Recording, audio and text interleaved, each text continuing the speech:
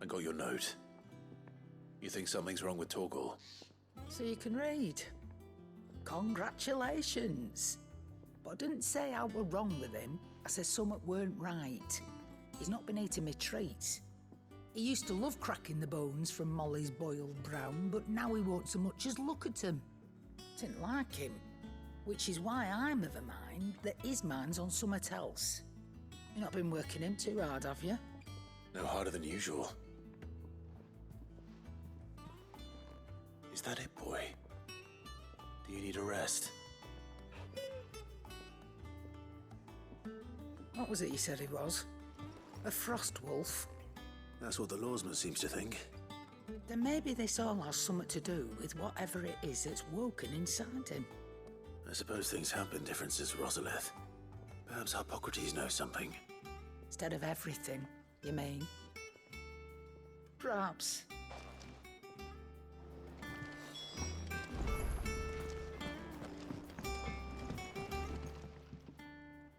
Blackthorn, do you have a moment? Not really, no. This won't take long. I just wanted to ask how you're getting on. August was worried about you, and you might still be doubting your craft, even after learning the trick of that cuirass. Is there something else weighing on your mind? Perhaps sharing your thoughts might help. That bastard's like a dog with a bone. Still, he's got a keen eye, I'll give him that. He's just, well, Karen showed me something. Something I've never seen before. And that was? A sword. An odd-looking thing with a single-edged blade. The metal itself wasn't anything to write home about, but fuck me, the edge on it. You could slice a man clean in two with a weapon like that, and he'd be halfway home before he even realised he'd been cut. So that's what's troubling you? No. Not troubling me exactly. More distracting. Can't stop thinking, how do you get an edge that sharp? It's driving me mad. And if you knew how to do it, we could arm the curse breakers with even better blades. That's about the size of it, yeah. I'll see what I can find out. Sharper swords are always welcome. And we can't have our master blacksmith being distracted. You're a soft touch, you know that. But I can't say I'm not grateful for it. Good luck, eh? Thank you. Let's see what Karen knows about this sword.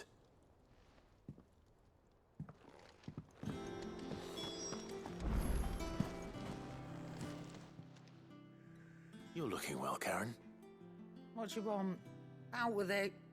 I want to know about the sword you showed Blackthorn. Single-edged and extremely sharp. Running around after him again, are you? I suppose I am, yes. But I need to help him find out how to work an edge like that. It's driving him to distraction. Little wonder, I suppose. There's not many like that make it as far as the twins, and those that do go straight into private collections. Which made it nice and easy finding a buyer. Can you tell me who bought it? Where is it now?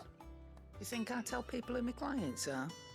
Suppose you're not likely to go nicking him off me, are you now? Fine. If you stop mooning at me like that. Lord Ignac's the man you want. Dalmekian bloke. Collects weapons and the like. And he's got more money than sense, which is why he's one of my favourite clients. Reckon he'll still be at the inn in Dalamil, where I left him. Thank you, Karen. Oh, and he's a touch eccentric, if you take my meaning. I appreciate the warning.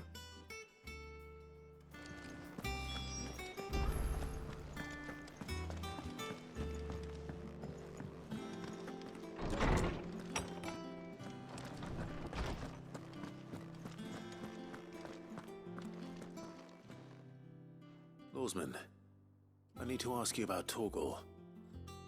Something's not right with him. He isn't ill, is he? I don't think so.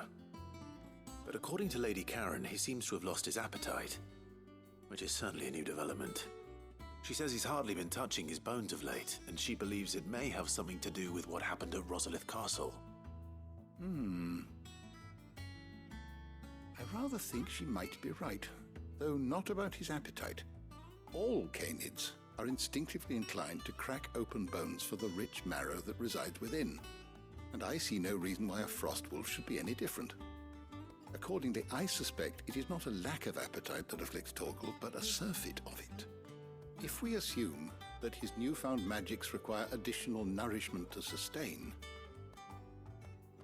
it may well be that the bones Lady Karen is accustomed to providing are no longer sufficient. Frost wolves, after all, habitually prey upon far larger animals, whose bones may yield altogether different nutrients.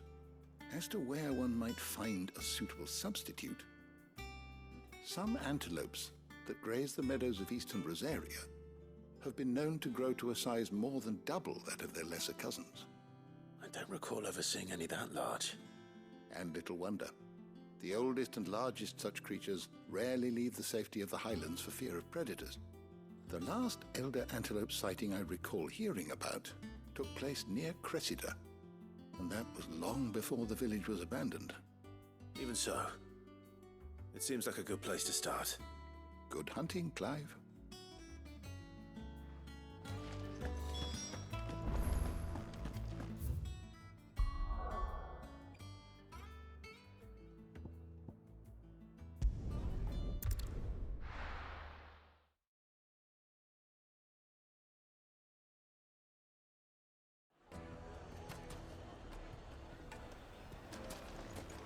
People take notice of wealthy men. Shouldn't be too hard to track down Karen's collector. Gone. The whole mother crystal gone. What are we gonna do? Calm yourself. We don't know for sure.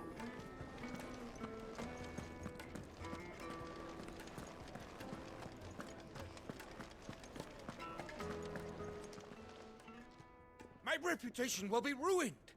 Ruined! Calm yourself, Lord Ignac, I beg of you, before you do yourself a mischief. Pardon the intrusion, but Out! Get out! I paid for these rooms so I wouldn't be disturbed. Leave me be! Please, allow me to apologize. His lordship is going through a difficult time, and he's never been fond of guests arriving unannounced. Radim! Get rid of the filthy oaf this instant! Very good, Lord Ignac. Would you mind stepping outside for a moment?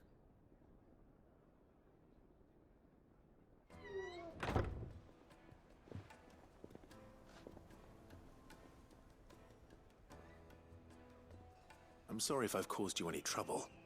That? Oh, no. That's just how his lordship is. Though the morning's events have left him somewhat fractious. He has been dispossessed of his luggage, you see. The thieves also made away with a considerable amount of coin. Coin the innkeeper will soon be keen to collect. I don't suppose a certain blade was among the stolen items. A single-edged sword. It was purchased from a merchant friend of mine. Ah, you know Lady Karen. Yes, I'm afraid it was. Then I'll retrieve Lord Ignac's luggage. But I have one condition. You have but to state it. You are welcome to anything that is within my power to grant. I want an audience with Lord Ignac. A few minutes should be enough. Then I'll be on my way. A condition I would be a fool to refuse. Of course, you shall have your audience. I don't suppose you saw where the thieves went. I did not, no. Though some discreet inquiries made on his lordship's behalf mean that I know where you might find them. The bandit's bed. Every ill-gotten coin in Dalamil is said to pass through that disreputable corner of the Valcroy. And that's where I'm heading.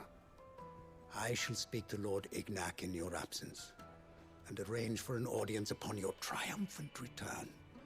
That will be very kind of you. Farewell, and best of luck.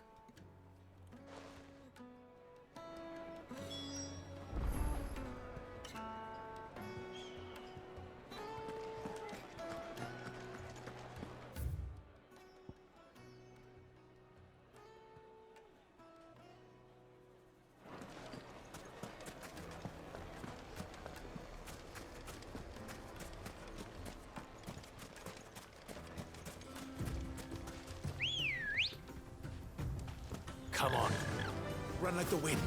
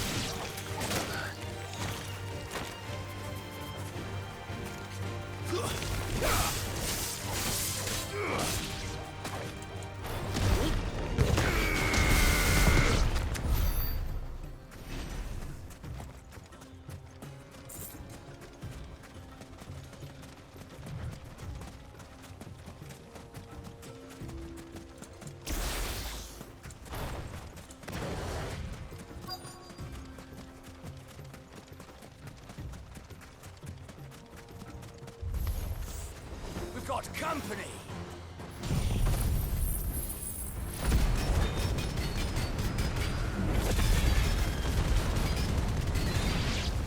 Come on, lads, let's tear the bastard's head off! Gah!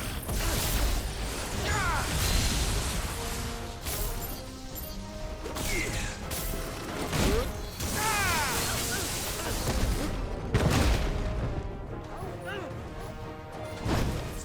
There's a good boy.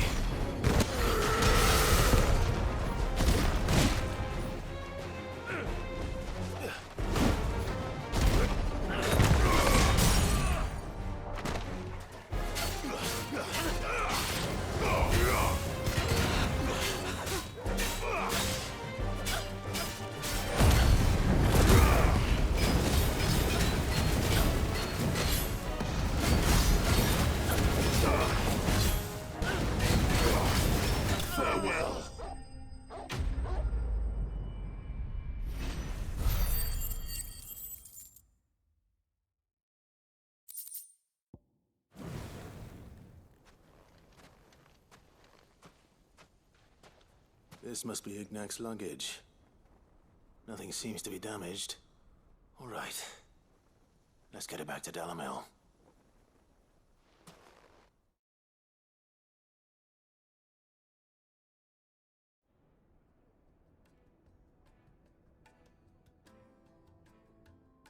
I hear I have you to thank for the return of my effects. What shall I call you, my good man? Wyvern. Glad to make your acquaintance. A formidable name indeed. Well, Wyvern, I appear to be in your debt. Redeem here tells me you wished for an audience. Is that all? A few moments of your time should suffice, yes. You're a peculiar fellow, Wyvern. All right, speak. Master Wyvern was wondering if you could tell him about a certain single-edged sword you recently acquired. Oh, a true work of art, that one. Karen drove me hard on the price, but I would have sold her Radim here to get my hands on that sword. It was made in the Outer Isles, far beyond the Twins, and is used exclusively by the practitioners of a unique school of swordsmanship. They believe no combat should ever exceed a single strike, and hone their blades to such perfection that none ever does. Each sword is made for that one perfect stroke, and for that stroke only. They crack upon a second blow. There's a brutal sort of beauty to it, really. But how do they hone such an edge? Fine question. Why, they use a whetstone, of course. Whetstones, rather. A whole array of them, ranging from the coarse to the fine. 10,000 licks with the sharpening stone, then 10,000 more. But it is the final stone which lends the blade its legendary sharpness. A mineral quite foreign to this great realm of ours. And that is the key. The secret ingredient. Wyvern, it occurs to me that my little lecture is hardly equal to services rendered. Take this, together with my regards. The very stone of which I spoke, far rarer among collectors than even the blade itself, and a far more fitting payment. Thank you. Pardon the intrusion, my lordship. However, it is long past time we prepared ourselves to depart. So it is. I am locked in bitter competition with a rival collector of curiosities. I am one step ahead of the unscrupulous scoundrel, but he is hard at my heels. Are there many other collectors out there? Too many to count, but only one do I consider my nemesis. Lord Byron Rosfield. And is a perennial thorn in my side. I can imagine. Farewell, Wyvern. May our paths cross again. Radim, we mustn't dawdle.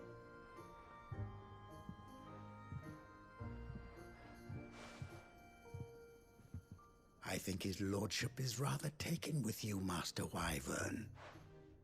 Thank you again for your assistance. Coming, my lordship. I'll be right there.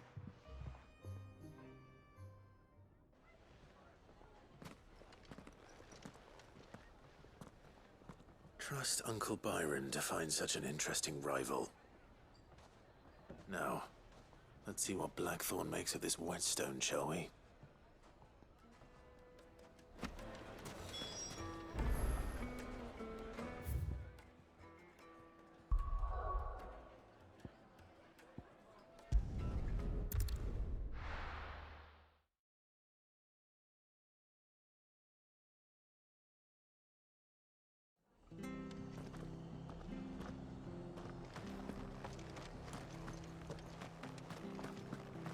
She had a man. The Grieger mopping their brows. Those things those Please, teach me how to fight.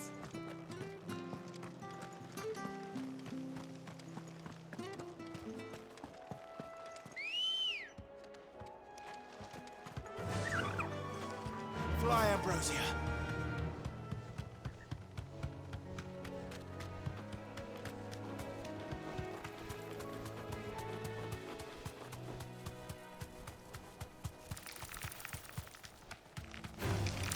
All right.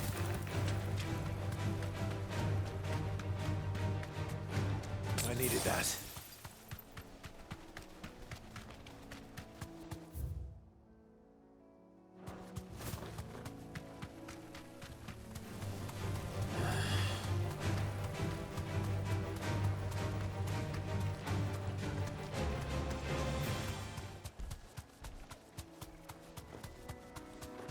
Well, it's certainly quiet. If I were a giant antelope, it would seem like just the place.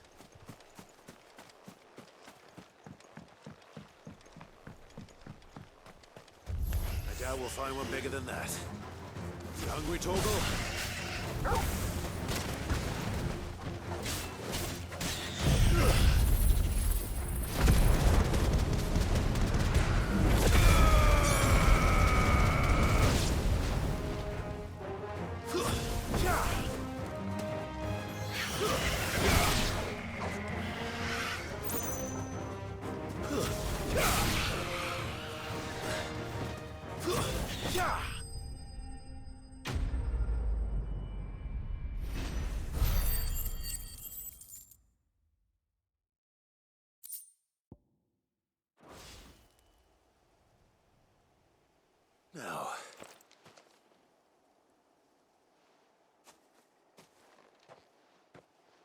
it be enough, I wonder?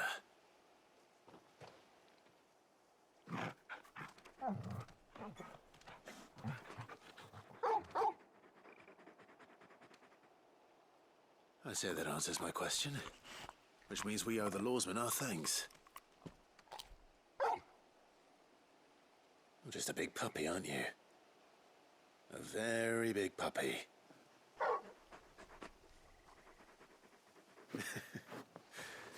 You do know you can take that with you, Torgal.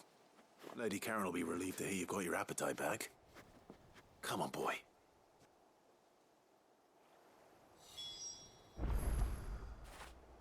Fetch!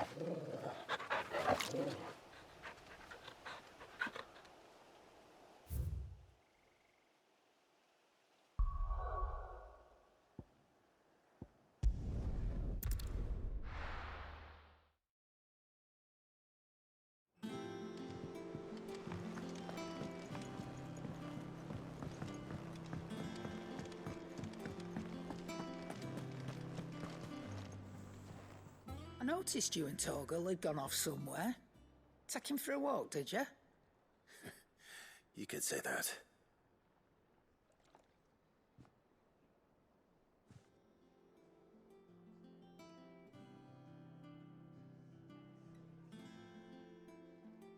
So, Molly's leftovers weren't good enough, eh?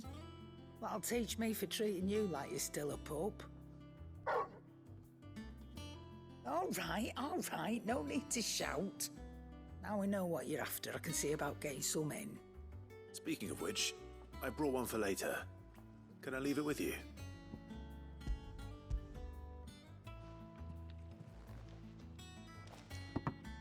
You can, aye.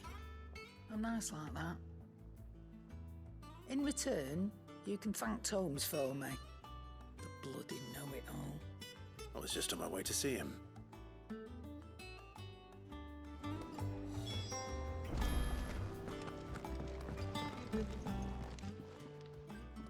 Sorry for the wait, but hopefully you'll agree it was worth it. You learned something about that sword then? I did better than that.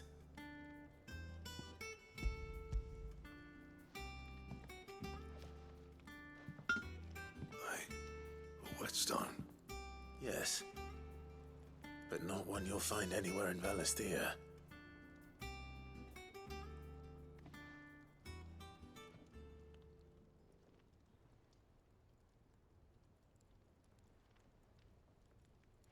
No wonder I couldn't get the same finish on the grinding wheel. One hit and all done, eh? Might not be so bad if all you ever fought were duels. Good luck on the battlefield. Your second opponent would be your last, no matter how good you were. Even so, is there some way it could be used to give the curse breakers an edge? I think so, yeah. With this whetstone and the right kind of steel, I could probably even make a twin of the blade that rattled me. But there'd be no replacing this little rock once I worn it down to a sliver. I reckon we get a dozen swords from it, if that. Swords that the curse breakers wouldn't know how to wield properly, and that would see them through a single fire piece. Nah, no point trying to copy that thing. Be about as much use as a wax anvil. But finishing our blades with a whetstone this fine, now that's something to consider. And what's finer than fallen masonry, eh? Or more hard-wearing, for that matter. Just imagine it. Good Valesthian steel with an edge as sharp as any found in the Outer Isles. I won't make a copy, nah. I'll make something much better. I'm sure the curse breakers will be delighted. Just don't push yourself too hard. Don't you worry about me, sunshine. I've been working day and night since I was half your age, and I'll still be here when you're long gone. Hey, thanks, Clive. I mean it. I owe you one, August too. It's good to know someone's looking out for me. He'll be happy to hear you said that. And I'll see that my debt to you's paid. First new blade I make's got your name on it. You come and find me when you've got the materials. All right, I will.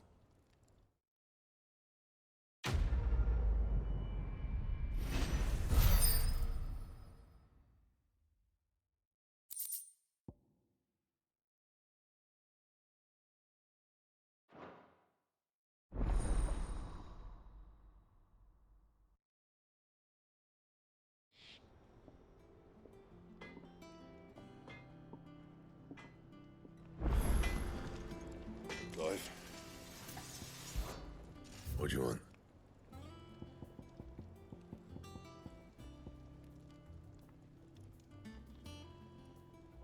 Anything else?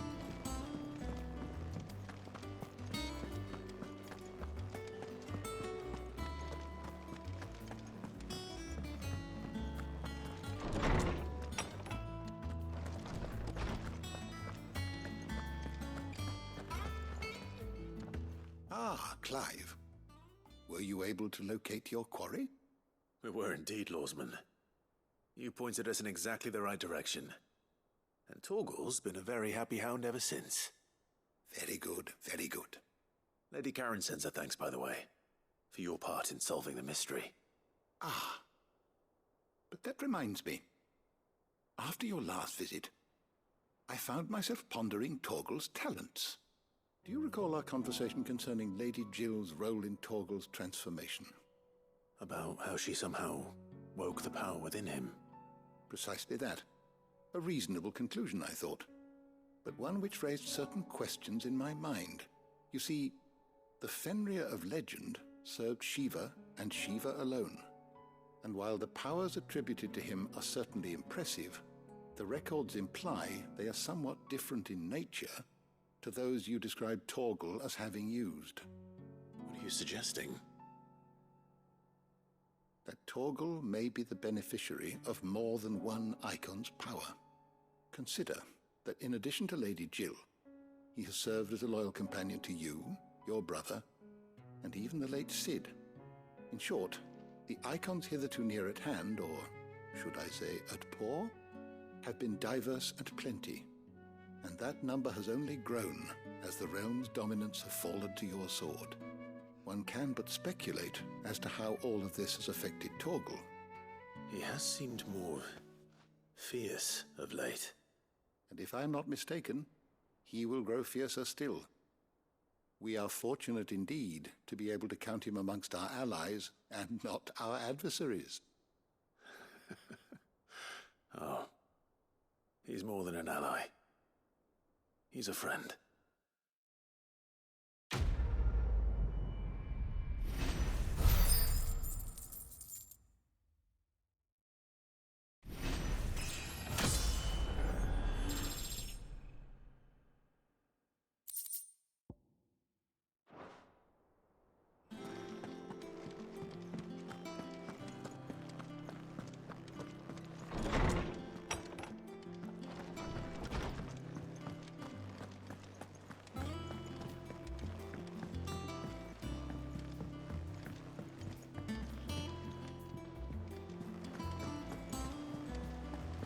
Is that the thing Tomes helped with? Ned told me she was building a ship.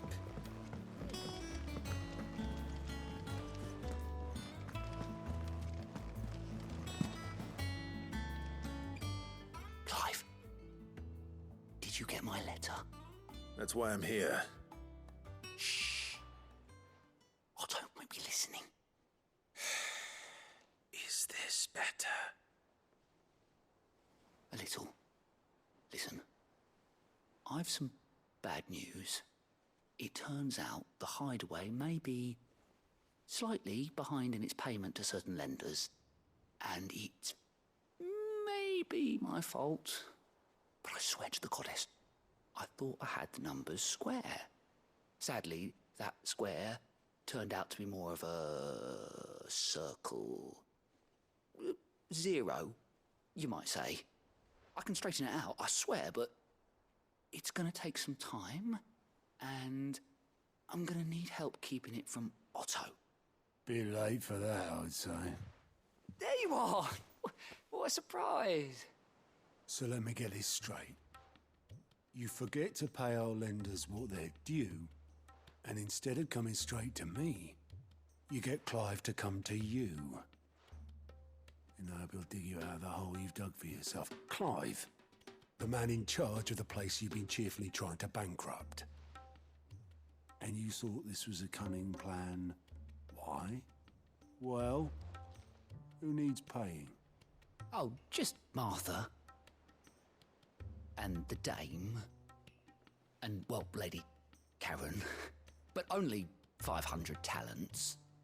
We owe 3 of our most trusted friends 5 million gil. Each. 5 million each. They lent us the bulk of the money we used to rebuild the hideaway, you see, and, well, I must have made some sort of oversight. Those ledgers were my responsibility, and it was my decision to entrust them to you. This is my fault. Do we have that much to hand? I can always ask my uncle. No, we don't. And no, you won't. We've lightened Lord Rosfield's purse enough. After the king's ransom we had off him, he deserves better than to see our begging bowl. Besides, we'll need to learn to stand on our own if we're gonna make this work. All right. But that doesn't mean you have to shoulder the burden yourself. Is there anything I can do to help? There might be. How'd you fancy taking these to Martha and the dame? Rocks. Rocks, he says. Worth 1,000 talents apiece, these are. A little something Sid and I set aside for when times got lean. And I reckon 15 million in overdue debt probably qualifies. I just hope our associates' eyes are a bit more discerning than yours. I'm sure there will be. Should be me making the rounds, really. But you know how it is with this place. Orders to bark, arses to wipe and all that. I know. Which is why I don't mind going in your place. Go. Do you know why I only gave Master Clive here 2 star rubies? Because you'd rather Lady Karen killed me. Because I'd rather Lady Karen killed you. Yes. Well, I suppose this is goodbye then. Don't worry. I'm sure Karen will understand. Really? Do you think so? No, I don't.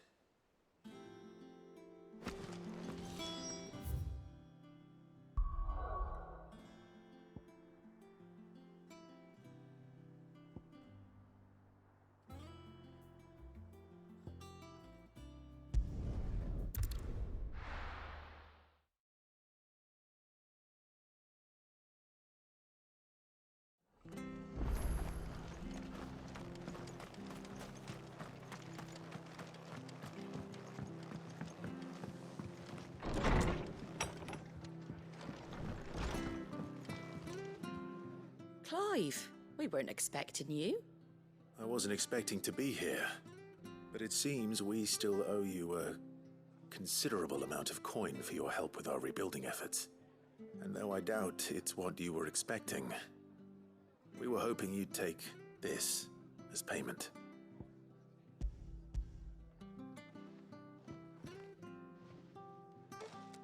A star ruby? I can't accept this.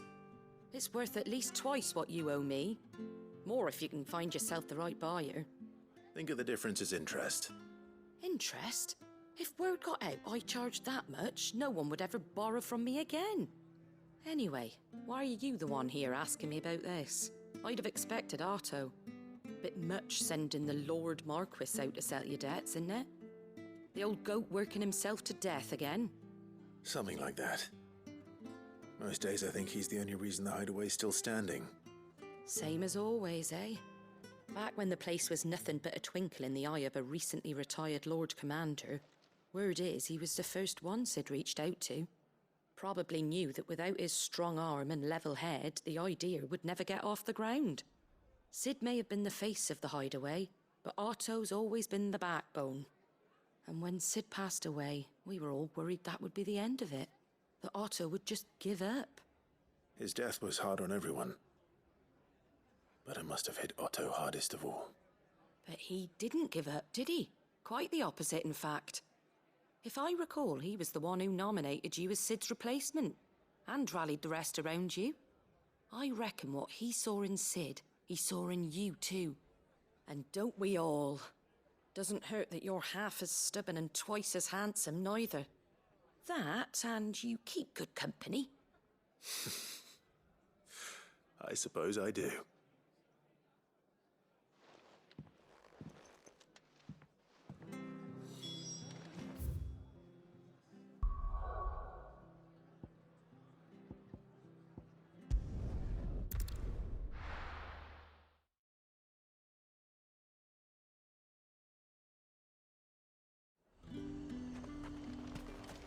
There's talk of the glass. How the hell is anyone supposed to afford?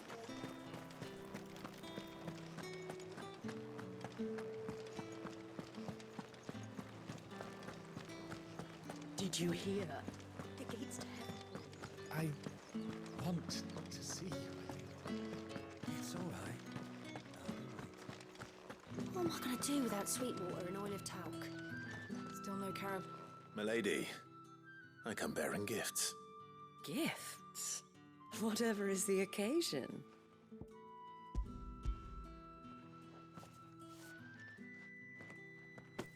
Oh my.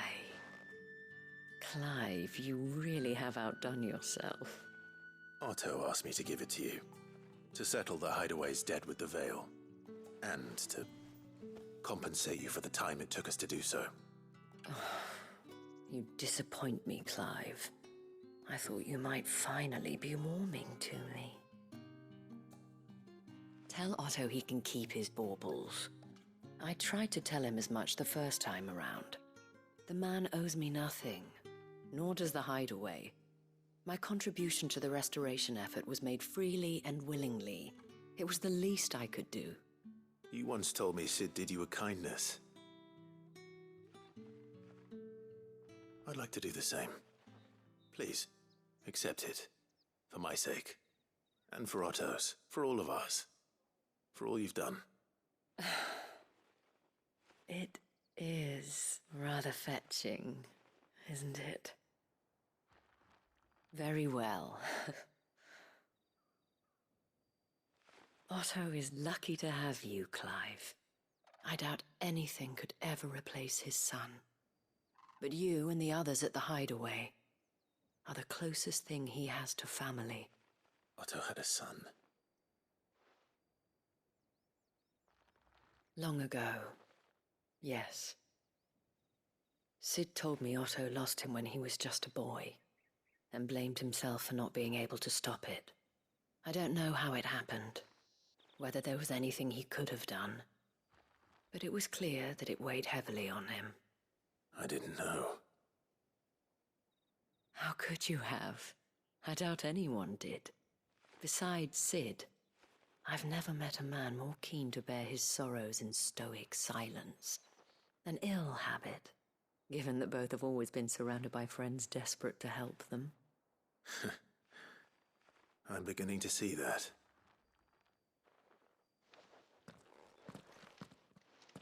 Gob will want to know the stones were delivered. If he's still with us.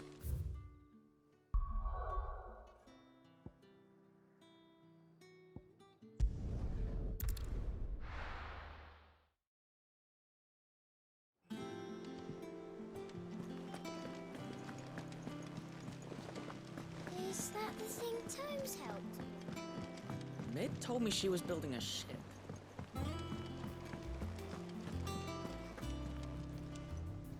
Goat. Still alive, I see. So Lady Karen accepted the ruby.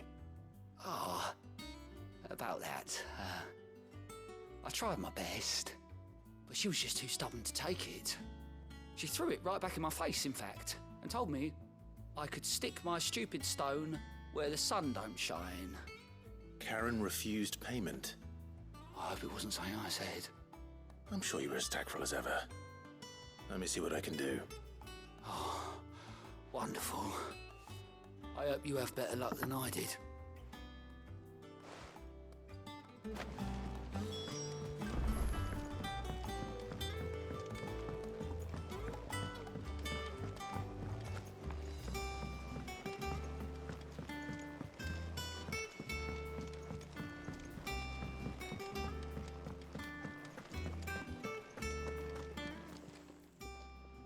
Lady Karen, Goat tells me you weren't happy with our offer. Would you prefer the debt was repaid in coin? What debt? I don't recall lending any of you lot me hard-earned gil.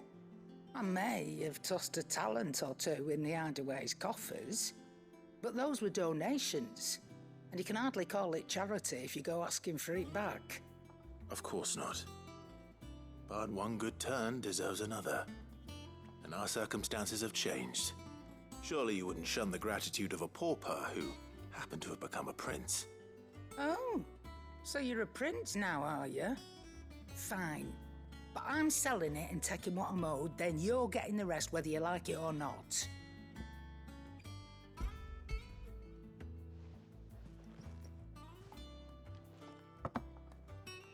Where'd you even get this? A decent trader might nab 1,000 talents for a star ruby.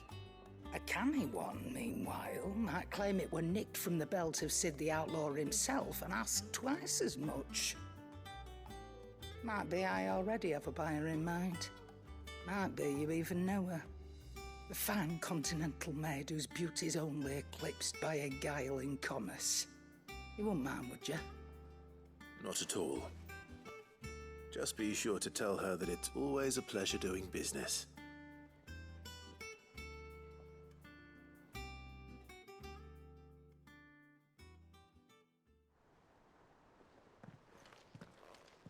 I hear you ended up delivering all 3 stones. Thanks to this lump. I sometimes wonder what I pay you for. Speaking of which, I still haven't been paid last month's wages. Oh, so you remember what's owed to you then? Get your ass behind that disc of yours and don't get up before those ledgers are square. Right away.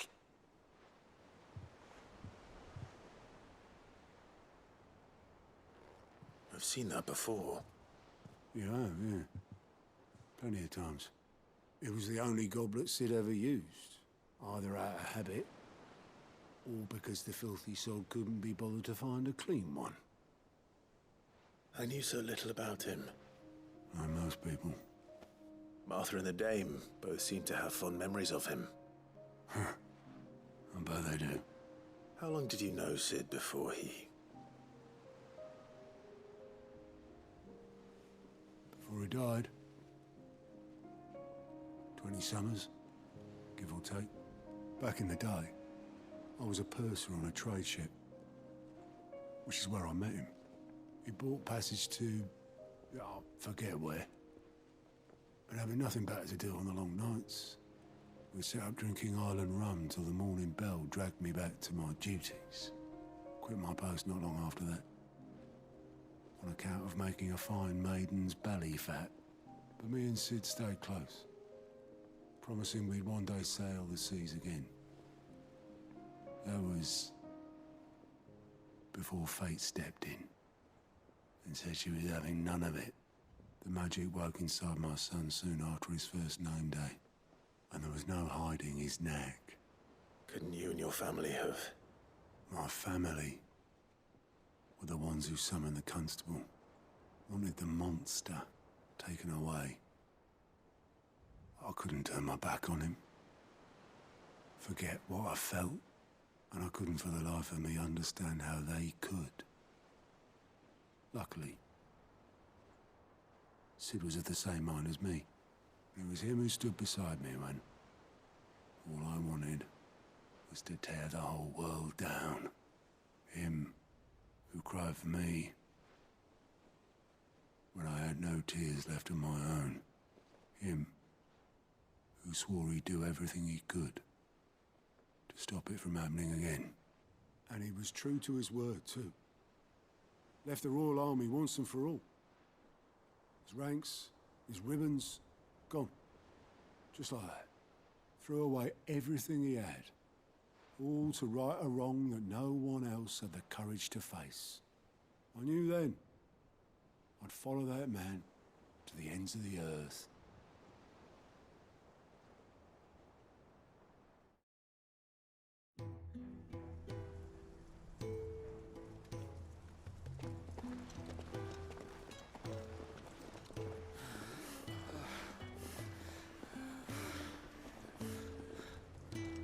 He was always too clever for his own good, was Sid. Saw the world for what it really was, while the rest of us were content to go along with the lie we were shown. And it can't have been easy, bearing that burden alone.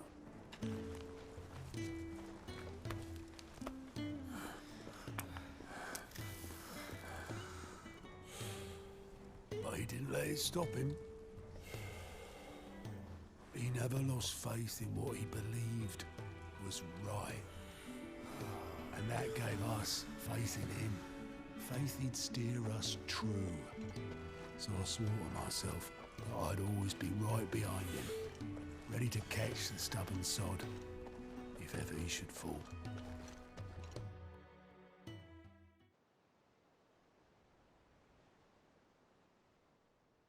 But I couldn't even do that.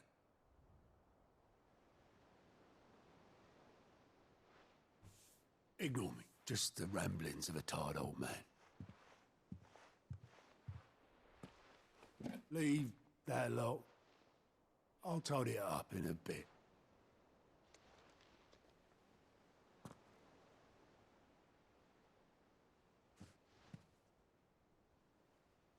This is Sid's handwriting.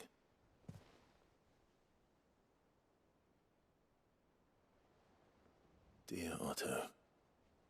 I may be drunk, but I wanted you to know this place would be fucked without you. I love you, you grumpy old sod.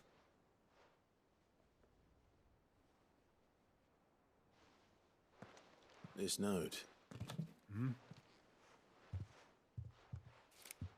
What about it? Sid was right. Without you, we'd all be lost.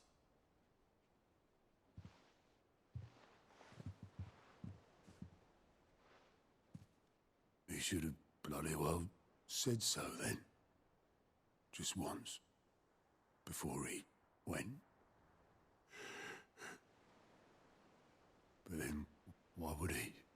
Him, or anyone? I'd only have told him to piss off.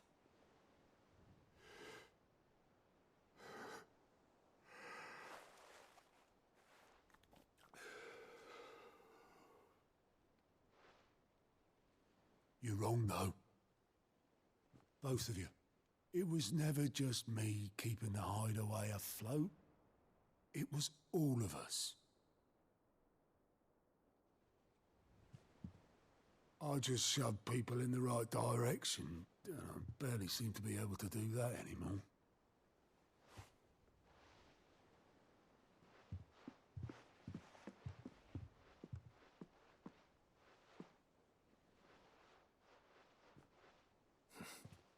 Would you rather go at the helm? Well, maybe I've got a few more years left in me.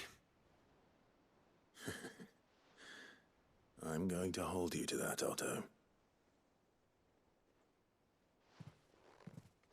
Before you go, Sid would have wanted you to have this. But that's...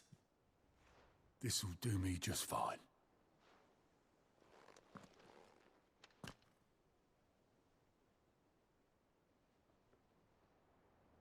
Thanks for the ray of sunshine.